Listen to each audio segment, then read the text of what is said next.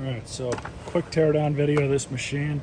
Show you guys how to pull out the brush roll, remove the bottom plate, hopefully get the motor, maybe remove the wheels, and go from there. So this thing is totaled. This hose is damaged, but you know what? I think I'll try and show you guys how to remove that too. But we'll start with the brush roll and the bottom plate. And thankfully they do make it pretty easy to remove the bottom plate. And now we have access to the brush roll and the serpentine belt. As I said, this is totaled. These Kenmores generally are not worth fixing, but that's how you'd remove brush roll. These belts are meant to be permanent, but they are replaceable. So that's how you get to that. So in order to get to the hose, we're gonna have to undo all these screws. For that, I'll use my trusty impact.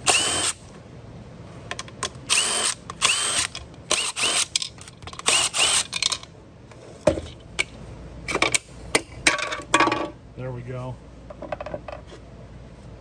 Doesn't look like we really damaged anything. But now we have access to the hose. I'm gonna clean this out just so we don't have to deal with it.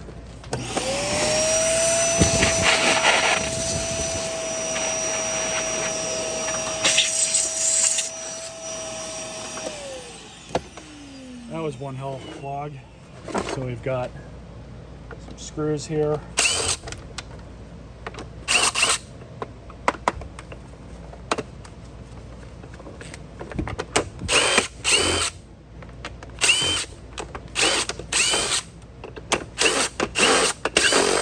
We might have a couple more under these, so I'm going to take the wheels out. Yep, there's one there.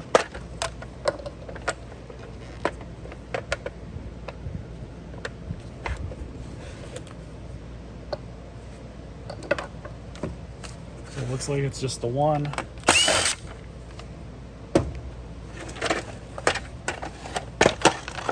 And up and off. You can see how similar these power nozzles are to the old Sears Kenmore power nozzles. They have the motor in the same spot.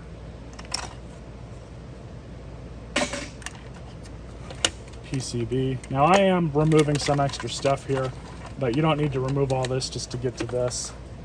But let's see, it looks like this just pull the motor out.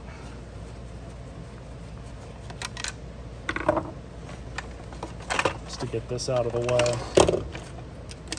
Yeah, like I said, not made to be serviced. But looks like we have a small tang here, as well as one on this side.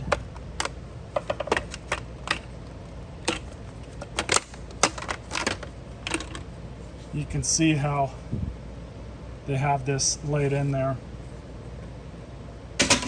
These vacuums are disposable. You can replace a lot of these parts, but chances are you'll end up breaking things getting to it just because of how cheap the plastic is. But there's that. So just gotta rotate this so these two nubs go through. Push that on through. There we go.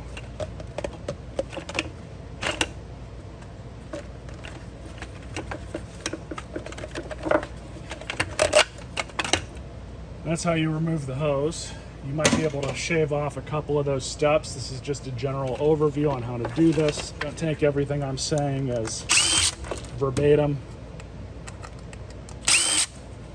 And also, if this is too much for you, pay somebody else to fix your machine. Don't come here complaining to me that I didn't somehow foretell the one single part that you needed to know. It's ironically a simple process, but you needed me to do it. You're the only one that's complaining about it.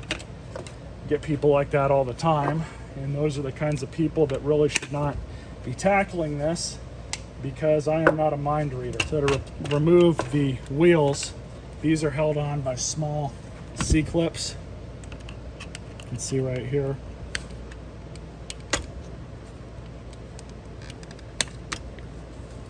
There you go.